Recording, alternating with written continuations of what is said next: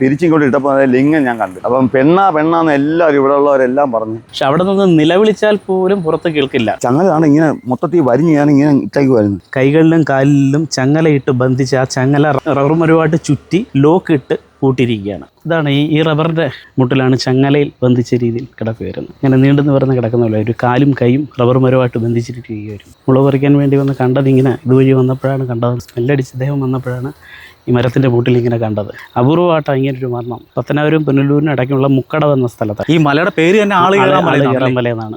ഒറ്റപ്പെട്ട പ്രദേശമാണ്. ഒറ്റപ്പെട്ട പ്രദേശമാണ്. റബ്ബർ കാടുകളാണ്. അപ്പോൾ അവിടെയായിട്ടാണ് ഈ മൃതദേഹം കണ്ടത്. അത് കണ്ട ഉടനെ അദ്ദേഹം പേടിച്ച് അത്രയ്ക്ക് ഭയാനകമായ രീതിയിലാണ് പേടിച്ച് ഇവിടെ ഒന്ന് അഴുകിപ്പോയി. അങ്ങനെ പ്രദേശവാസികളോട് പറഞ്ഞു. അവരങ്ങനെ പോലീസിനെ അറിയിച്ചു.